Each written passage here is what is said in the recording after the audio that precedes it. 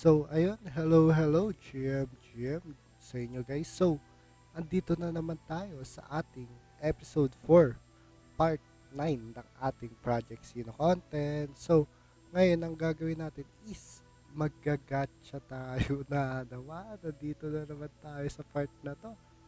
Ito yung pinakamasayang part palagi guys kasi maggagatcha tayo dito sa equipment box.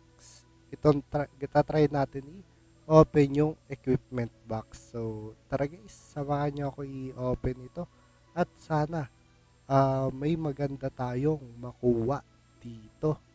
Pero feel nyo guys, ano nga ba yung makukuha natin dito? Hmm, nag-iisip ako. Sana medyo maganda naman yung magiging mangyari sa atin kasi medyo hirap na tayo and kailangan natin ng ng konting tulong mula sa sino. Konting tulong lang po para makapag-gacha kami. So, let's go, let's go. So, unahin na natin tong 11 rolls, guys. Tatry natin tong 11 rolls. So, isang DX equipment gacha. So, let's go, let's go, let's go. Ayan na, guys. Uy, beam rod pang psychic. Yun, mayroon na tayo sa psychic, guys. Let's go. May hawak na si psychic. Let's go. Next is Thunder Bracelet. Plus 10 HP for own summon unit. Maganda to sa ninja natin. Kaso di na tayo nag-ninja. Next naman is drum roll muna tayo sa ating next. So, drum roll. Uy, Kiko Ichimonji. Samurai Aerial Flow. So, hindi naman ata tayo nagamit ang Aerial Flow. Nakalimutan ko. Titignan natin mamaya. So, pagpasensya nyo na ako. Next is Flame Ring. Attack plus 10 lang, guys. So, next. What is the next? Wait lang. Hinga lang tayo, guys. Kasi medyo na-hype tayo. Tamang hinga lang. Kalma lang. Kasi ako, guys, kinakabahan din ako sa pinaggagawa ko eh. Kinakabahan din sa pinaggagawa. Ano to? So, let's go. Let's get it. Next, Majestic 3 Bracelet. Recover 10 HP at the end of your turn. Uy, pwede. So, let's go.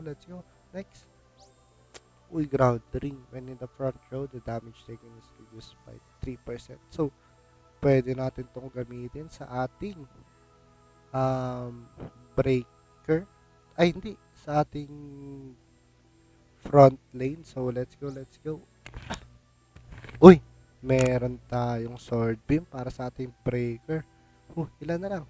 Di ko na nabilang. So, ilan na lang guys. Sana nabilang nyo.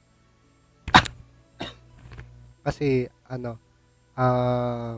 kinakabahan ako. Sana maganda naman yung magiging kapalaran natin. So, let's go na ba? Punta na tayo or dako na ba tayo sa ating next. Mhm. Uy, samurai na naman. Meditation plus 4%. Next is, aura na kill kay grappler. Ang ganda nito guys. Kaso, hindi tayo nagka-grappler. Next is, samurai. Aerial flow na naman. And, isang crescent moon kay samurai. Yun lang. Wala tayong uncommon na kuha. Medyo malas tayo guys. Okay lang. Bawi tayo, bawi. Medyo malas lang. Ganun talaga. So, equip lang muna natin to. Yan, equip natin. Para naman medyo matuwa tayo. Kasi di tayo natuwa dun. Medyo hindi maganda. So, i-upgrade natin to. And change natin. Detail. Rarity. Yan, i-upgrade natin. Rarity up. Kotetsu.ibo. Gagamitin na natin to. Ano ba to? Crescent Montas Air Slash. Kaso kailangan natin magpalit ng skill.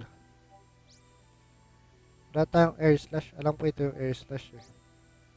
Hindi natin ginagamit yan, pero hindi muna natin gagamitin yan kasi so aayusin ko 'to guys, papakita ko sa inyo kung paano ayusin 'to. So, yun lamang guys, yun lamang for aking video. Salamat sa pagsama sa aking kabahan para sa ating gacha pool. So, yun lamang guys, GG, salamat sa pagtambay.